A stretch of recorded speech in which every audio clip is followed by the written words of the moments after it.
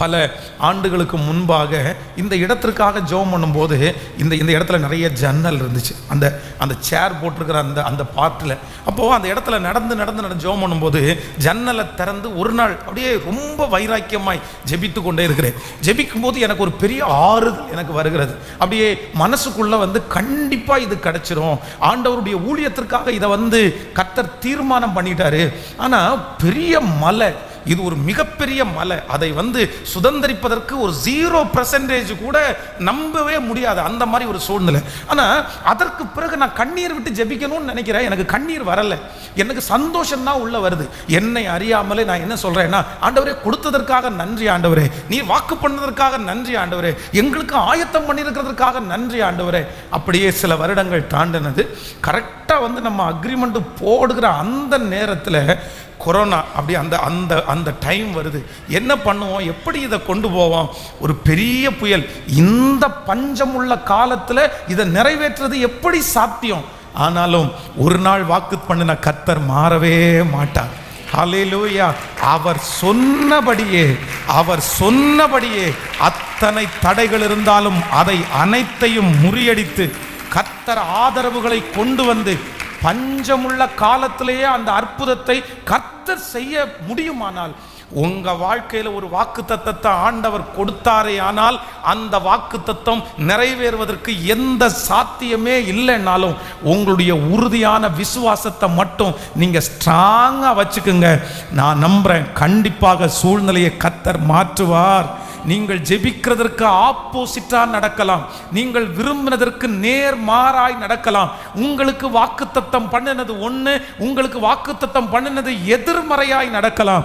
ஆனா ஆண்டவர் சொல்லுகிறார், உன்னுடைய விசுவாசம் மட்டும் உறுதியாய் இருக்கட்டும்.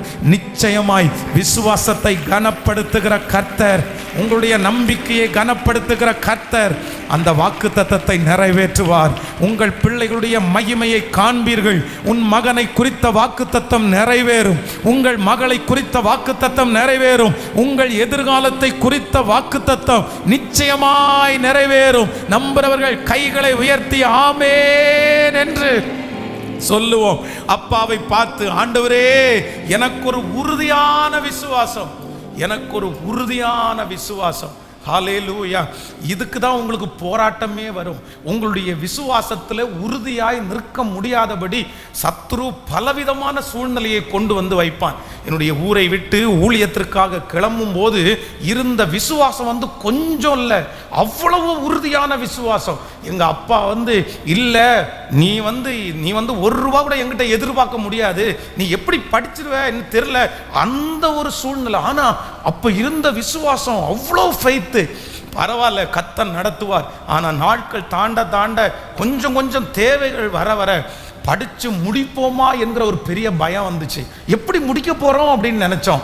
ஆனாலும் கர்த்தர் சமூகத்தில் போய் உட்கார்ந்து, என் விசுவாசத்தை மட்டும் திடப்படுத்துங்க ஆண்டவரே, என் விசுவாசத்தை உறுதிப்படுத்துங்க ஆண்டவரே, என் நம்பிக்கையை எடுத்துடக்கூடாது ஆண்டவரே. அப்போ கர்த்தர் விசுவாசத்தை வர்த்திக்க பண்ணினார்.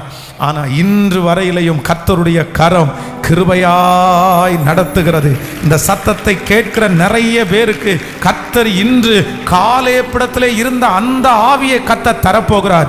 அந்த உறுதியான விசுவாசத்தை கர்த்தர் தரப்போகிறார். மறுபடியும் கர்த்தர் ஒரு நம்பிக்கையை தரப்போகிறார். இல்லை, நீங்கள் காத்திருக்கிற காரியம் நிச்சயமாய் கைகூடி வரும், வெகு சீக்கிரத்திலே கைகூடி வரும். நம்மை உண்டாக்கின கர்த்தர் நமக்காக அந்த காரியத்தை செய்து முடிக்கிறதற்கு வல்லவராய் இருக்கிறார். ஆமென். சிறு கூட்டமே நீ பயப்படாதே, கர்த்தர் என்றும் துணை நிற்கிறார். சிறு கூட்டமே நீ பயப்படாதே, கர்த்தர் என்றும் துணை நிற்கிறார். எதிரிகள் வெள்ளம் போல் எதிராக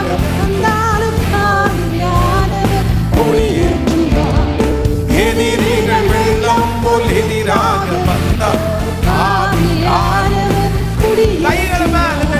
பயமில்லை,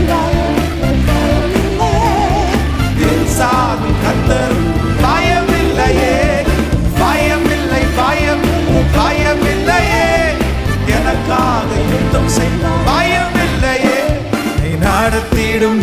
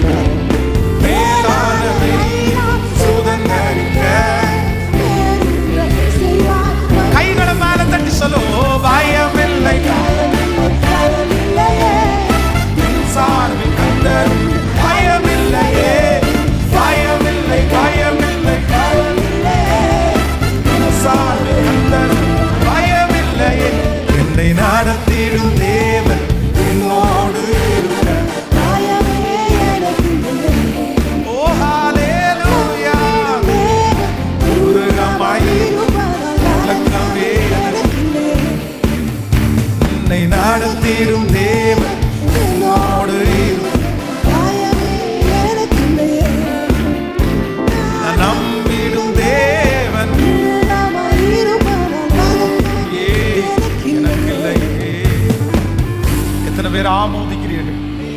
கர்த்தர் எனக்கு வாக்குத்தத்தம் கொடுத்த, கர்த்தர் என்னோட பேசின அந்த வாக்குத்தத்தத்தை நிறைவேற்றுவதற்கு எனக்கு இருக்க வேண்டிய முதல் கேரக்டர் என்ன அப்படின்னு சொன்னா, என்னுடைய விசுவாசத்தில் நான் என்னவா இருக்கணும்னு சொன்னா, சொல்லுங்க, என்ன நடந்தாலும் சூழ்நிலைகள் எப்படி மாறினாலும் என்னுடைய விசுவாசத்தை மட்டும் நான் என்ன பண்ணிடக்கூடாதுன்னா தளரவே விடக்கூடாது.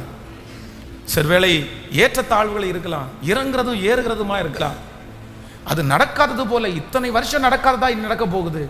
ஆனா காலேப் சொல்றாரு, 40 வருஷத்துக்கு முன்னாடி எனக்கு கர்த்தர் தருவேன்னு சொன்னாரு.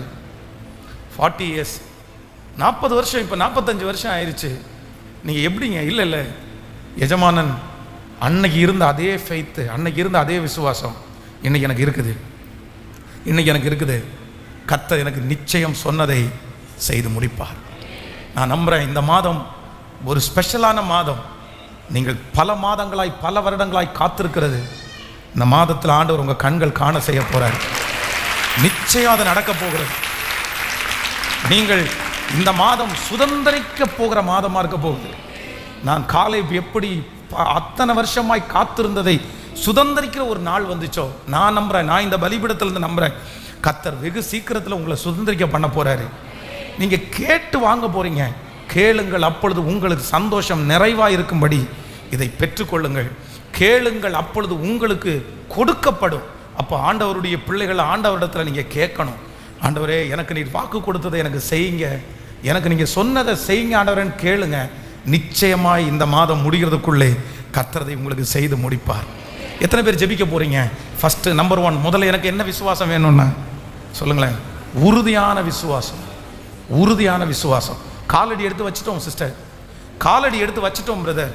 அது என்னவானாலும் கலப்பையின் மேல் தன் கையை வைத்து பின்னிட்டு பார்க்கிற எவனும் தேவனுடைய ராஜ்யத்திற்கு தகுதி உள்ளவன் அல்ல. முடிவு எடுத்துட்டோம். நம்ம நிறைய பேரை வெறுத்து தான் இதுல காலடி எடுத்து வச்சோம். இந்த கிறிஸ்டியானிட்டிக்குள்ள வந்தா நிறைய சவால்களை சந்திக்கணும்னு நமக்கு தெரியும். நிறைய பேர் கேள்வி கேட்பாங்கன்னு நமக்கு தெரியும். அவர்களை போல நடக்கல அப்படின்னு அவங்க சொல்லுவாங்கன்னு தெரியும். ஆனா நீங்களும் நானும் எடுத்து வச்சிருக்கிற காலடி மண்ணு மேலேயோ சேறு மேலேயோ அல்ல. நம்ம எடுத்து வச்சிருக்கிற காலடி கற்பாறையின் மேலே எடுத்து வச்சிருக்கிறோம். நம்மளை அழைத்தவர் பெரியவர், நம்மளை வேறு பிரித்தவர் பெரியவர். என்ன வந்தாலும் எது நடந்தாலும் உங்க விசுவாசத்தை மட்டும் தளர விடாதீங்க. உங்களுடைய எதிரி எவ்வளோ பெரிய நபராக இருந்தாலும் அவங்களை ஜெயிக்கக்கூடிய அந்த பலனை 84 வயசுல கர்த்தர் தர முடியுமானா, 40 வயசுல இருந்த அந்த பலன் 84 வயதுல இருக்குமே. ஆனால் கண்டிப்பாக கர்த்தர் வாக்கு கொடுக்கிறார், உங்களுக்கு ஆண்டவர் கொடுக்கிற அந்த நாளில் அந்த பலன் வரும். இனி எனக்கு தந்து எதுக்கு அப்படின்னு கேட்க வேண்டாம். இனி எனக்கு தந்தா நான் எப்படி செய்வேன் அப்படின்னு கேட்க வேண்டாம். இனி அந்த வாக்குத்தத்தம் நிறைவேறி எனக்கு பிரயோஜனம் இல்லைன்னு சொல்லாதீங்க. கர்த்தர் உங்களுக்கு வாக்குத்தத்தம் கொடுத்த அந்த நாளில் உங்களுக்கு என்ன பலன் இருந்துச்சோ, வாக்குத்தத்தத்தை நிறைவேற்ற அன்னைக்கும் அதே பலன் உங்களுக்குள்ளே இருக்கும். வாக்குத்தத்தத்தை ஆண்டவர் கொடுக்கும்போது அன்னைக்கு என்ன சந்தோஷம் இருந்துச்சோ அதே சந்தோஷத்தை கர்த்தர் அதை நிறைவேற்றுகிற நாளிலையும் கர்த்தர் உங்களுக்கு நிச்சயம் வைத்திருப்பார். ஆமேன் சொல்லுங்க. எல்லாரும் கையை உயர்த்தி சொல்லுங்க, என் விசுவாசத்தை வர்த்திக்க பண்ண ஆண்டவரே. சொல்லுங்க, எல்லாரும் சொல்லுங்க, ஆண்டவரே என்னுடைய உறுதியான விசுவாசம், எனக்கு ஸ்ட்ராங்கான ஃபெய்த், என்னுடைய விசுவாசத்தில் நான் வலதுபுறமும் இடதுபுறமும் சாயவே கூடாது. சொல்லுங்க, ஆண்டவரை நான் நம்பணும், நான் விசுவாசிக்கணும். ஆண்டவரே, ஆண்டவரை நீர் எனக்கு செய்வீர்னு நான் நம்பணும். ஆமே, ஸ்தோத்திரம். அதை நான் மாற மாட்டேன். ஆண்டவரை 40 வருஷத்துக்கு முன்னாடி 10 வருஷத்துக்கு முன்னாடி இருந்த அதே நம்பிக்கையை இன்னைக்கு இந்த ஆராதனை முடிக்கும் போது கர்த்தர் எனக்கு நீ தரப்போகிறதற்காக நன்றி. உன் கைகளிலே ஒரு குழந்தையை சுமந்து கொண்டிருப்பாய் என்று கர்த்தர் வாக்கு கொடுத்தார் அல்லவா? உன் வீட்டினுடைய திருமணத்தை ராஜா வீட்டு கல்யாணம் போல நடத்துவேன் என்று வாக்கு கொடுத்தார் அல்லவா? நீ அநேகம் ஜாதிகளுக்கு கடன் கொடுப்பாய், நீயோ கடன் வாங்காதிருப்பாய் என்று வாக்கு கொடுத்தார்ல. அன்றைக்கு கர்த்தர் வாக்கு தத்தம் கொடுக்கும் போது உங்களுக்கு ஒரு மகிழ்ச்சி உண்டாய் இருக்குமானால் அந்த வாக்கு தத்தம் வேறு யாருடையதும் அல்ல, அது உங்களுடையது. கண்டிப்பாக அது நிறைவேறும். கைகளை தட்டி அப்பா சமூகத்தில் இப்போ இந்த கரங்களை தட்டும் போது ஒரு உறுதியான விசுவாசம், வலதுபுறமும் இடதுபுறமும் சாயாத ஒரு விசுவாசம் என் ஜனங்களுக்குள்ளே இப்பொழுது பற்றி பிடிப்பதாக. ஹல்லேலூயா. நன்றி அப்பா. ஆமென். இரண்டாவதாக ஒரு காரியத்தை வேகமாக நம்ம வாசிக்கலாமா? யோவான் எழுதின யோசுவாவின் புஸ்தகம் 14ஆம் அதிகாரத்தினுடைய 11வது வசனத்தை வாசிக்க போகிறோம். யோசுவாவின் புஸ்தகம் 14ஆம் அதிகாரம் 11வது வசனம். மோசே என்னை அனுப்புகிற நாளில் எனக்கு இருந்த அந்த பலன் இந்நாள் வரைக்கும் எனக்கு இருக்கிறது. யுத்தத்திற்கு போக்கும் வரத்துமா இருக்கிறதற்கு அப்பொழுது எனக்கு இருந்த பலன் இப்போதும் எனக்கு இருக்கிறது. ஆகையால் கர்த்தர் அந்நாளிலே சொன்ன இந்த மலை நாட்டை எனக்கு தாரும், அங்கே ஏனாக்கியரும் அரணிப்பான பெரிய பட்டணங்களும் உண்டு என்று நீர் அந்நாளிலே கேள்விப்பட்டீரே. கர்த்தர் என்னோடு இருப்பாரானால் கர்த்தர் சொன்னபடி அவர்களை துரத்தி விடுவேன் என்றான். ஹல்லேலூயா. கர்த்தருடைய பிள்ளைகளே, இந்த மலை நாட்டை அப்படின்னா கர்த்தர் சொன்ன இந்த மலை நாட்டை நிறைய பேர் எடுக்கிறதற்கு முன் வரல. ஏன் அப்படின்னு சொன்னா அங்கே ஏனாக்கின் புத்திரர் இருக்கிறார்கள். நிறைய பேருக்கு இந்த நாடு உங்களுக்கு வேணுமான்னு கேட்டா இல்ல, அது ரொம்ப கடினம், அங்க இருக்கிற ஜனங்கள் கடினம், அதனால எனக்கு வேண்டாம் அப்படின்னு சொல்லி நிறைய பேர் வேண்டாம் வேண்டாம்னு சொன்னாங்க. ஆனா இங்க காலேப் ஒன்ன செலக்ட் பண்ணாரு. என்ன செலக்ட் பண்ணார் அப்படின்னா, அந்த கடினமான மலை நாட்டை எனக்கு தாரும், கர்த்தர் என்னோடு இருந்தால் நான் அவர்களை துரத்தி விடுவேன். ஆமென் சொல்லுங்கள். கர்த்தருடைய பிள்ளைகளே, சில ஆண்டவருடைய பிள்ளைகள் இதுவரைக்கும் நீங்க லெகுவானதே கேட்கலாம், ஈஸியானதை கேட்கலாம். ஆனா இப்ப ஆண்டவர் உங்களை வைத்திருக்கிற அந்த பாதை, உங்களை கொண்டு போய் வைத்திருக்கிற சிச்சுவேஷன் ரொம்ப கடினமானதா இருக்கலாம். ஆண்டவருடைய பிள்ளைகள் லெகுவானதிலே வெற்றி அடைவதல்ல, கடினமானதா இருந்தாலும் அங்கே இருக்கிற சகலத்தையும் ஜெயித்து அதிலே வெற்றி அடைகிறதற்கு பலன் கொடுக்கிற கர்த்தர் நம்முடைய ஆண்டவர். எத்தனை பேர் ஆமோதிக்கிறீர்கள்? இந்த காலேப் என்ன கேட்கிறார் அப்படின்னா, அந்த கடினமான மலை நாட்டை எனக்கு தாரும். ஏன் எனக்கு தாருங்கன்னு கேட்கிறான் அப்படின்னா, 40 வயதிலே இருந்த அந்த பலன் எனக்கு இப்பவும் இருக்கிறது.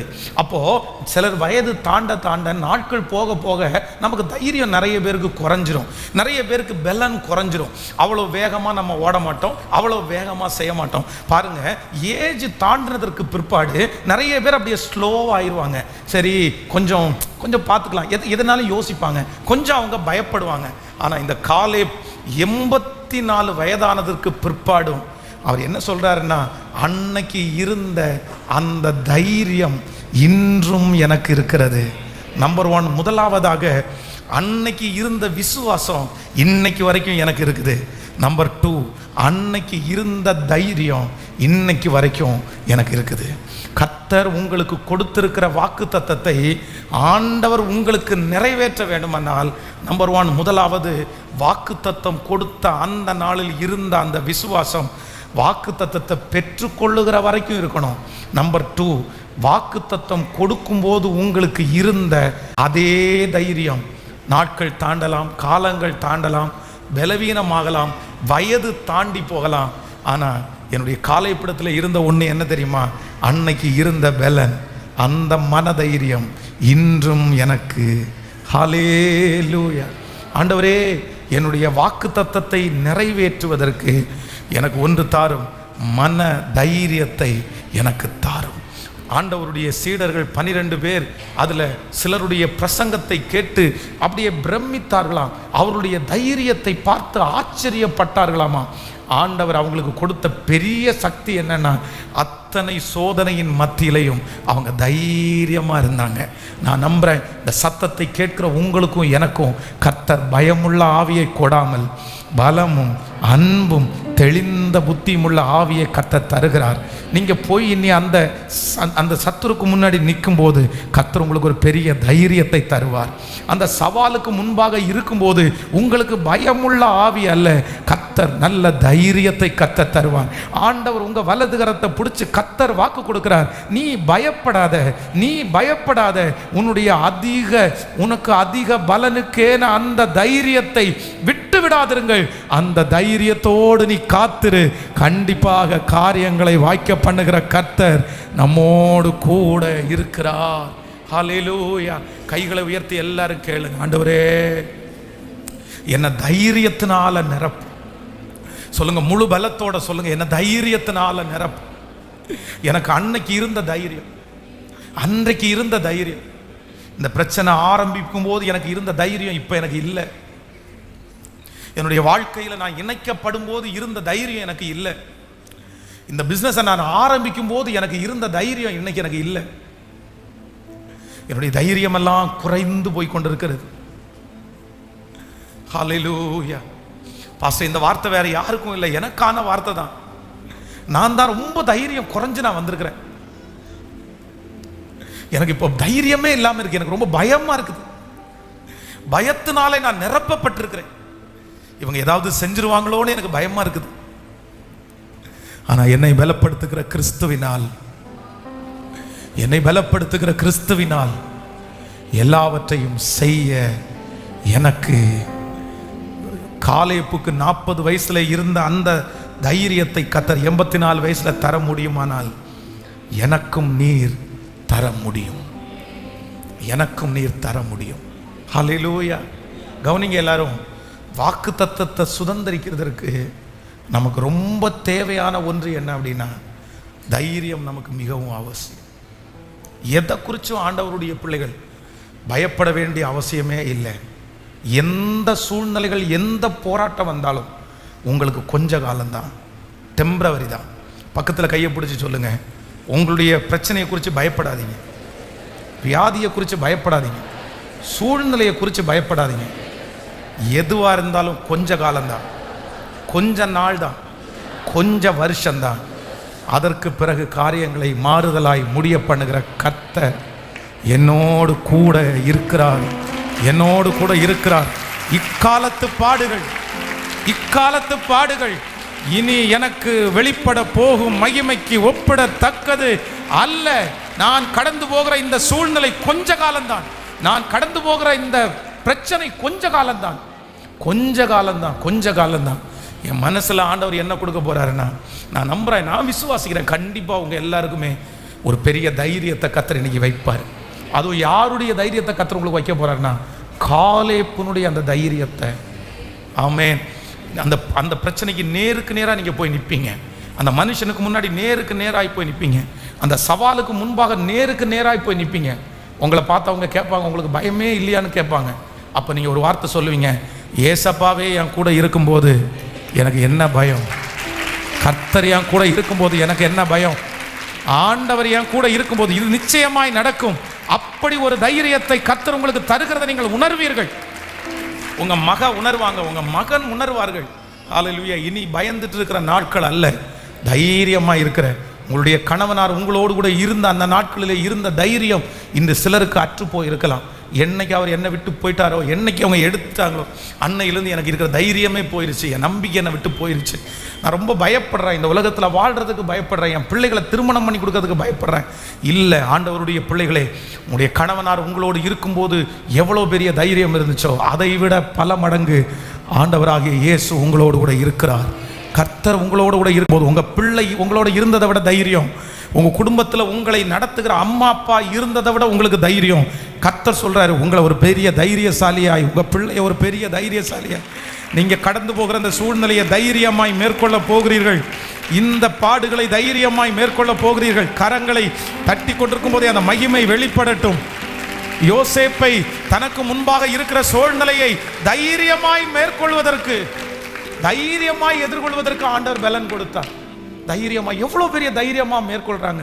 சிங்கத்தினுடைய கெபி தனக்காக ஆயத்தம் பண்ணப்பட்டிருக்குது அப்படின்னு தெரிஞ்சதற்கு பிறகு ஒரு துளி கொஞ்சம் கூட பயமே இல்லாம தைரியமா அத்தனை நாளும் பலகனி வழி திறந்து வச்சு ஜெபம் பண்ணி பார்த்துக்கலாம் அப்படின்னு சொல்லி எவ்வளோ தைரியமா சிங்கத்தினுடைய கெபியில போறாங்க, எவ்வளோ தைரியமா அக்னி சூளைக்குள்ள போனாங்க. ஸோ எவ்வளோ தைரியமா, இவங்களுக்கு இந்த தைரியமெல்லாம் யார் கொடுத்தா, எங்கேருந்து இந்த தைரியம் வந்துச்சு? தன்னுடைய வாழ்க்கையில் அவ்வளோ பெரிய போராட்டம், பிள்ளைகள் இறந்துட்டாங்க, பொருள் நஷ்டமாயிருச்சு, தன் சரீரத்தில் பலவீனம் வந்துருச்சு, உடம்புல முழுக்க வியாதி, எலும்பு கூட வலிக்குது. ஆனால் கூட ஒரு தைரியம், நான் முன்னாடி போனாலும் அவர் இல்லை, நான் பின்னாடி கிரியை செய்தும் அவரை காணேன், ஆனாலும் நான் போகும் வழி அவர் அறிவார், அவர் என்னை சோதித்த பிறகு பொன்னாக விளங்குவேன். எங்கிருந்து இந்த தைரியம் வந்துருச்சு? எங்கிருந்து இந்த தைரியம் வந்துச்சு? இந்த தைரியம் மனுஷன் கொடுத்தது அல்ல, இந்த தைரியம் சாப்பிட்ற ஆகாரத்தில் உண்டானது அல்ல, இந்த தைரியத்தை, சோதனையை கொடுத்த அந்த ஆண்டவர் தான் அந்த தைரியத்தையும் அவனுக்குள்ள வச்சார். அந்த ஆண்டவர் இந்த சத்தத்தை கேட்கிற ஒவ்வொருத்தர் மேலையும் அப்பா அப்பா இப்போ இந்த செய்தியினுடைய நடுவிலே நான் நம்முடைய பிள்ளைகளுக்காக ஜெபிக்கிறேன். நம்முடைய பிள்ளைகளுக்கு இப்பொழுது ஆண்டவரே யாரும் எடுத்து போட முடியாத அந்த பெரிய தைரியத்தை, அந்த காலேப்புக்குள்ள இருந்த தைரியத்தை இப்பொழுது எங்கள் பிள்ளைகள் மேல் வைப்பீராகப்பா. எனக்கு தைரியம் கொடுக்கிற கர்த்தர். ஆமென். பாடலாமா அந்த பாட்டை? ரொம்ப பிடிச்ச பாட்டு. சிறு கூட்டமே நீ பயப்படாதே, உன் கர்த்தர் என்றும் உனக்கு துணை நிற்கிறார். ஹல்லேலூயா. சொல்லுங்க பார்க்கலாம் எல்லாருமே அந்த பாட்டினுடைய ரொம்ப அழகான பயமில்லை. இந்த வரிசை அந்த வரிகள் பாடும்போது ரொம்ப தைரியமா, எனக்கு பயம் இல்லை. ஆமென். இது ஹாஸ்பிட்டலுக்கு உள்ள போகும்போது கூட எனக்கு பயம் இல்லை. சோதனைக்குள்ள போகும்போது கூட எனக்கு பயம் இல்லை. என் கூட ஒருவர் இருக்கிறார்.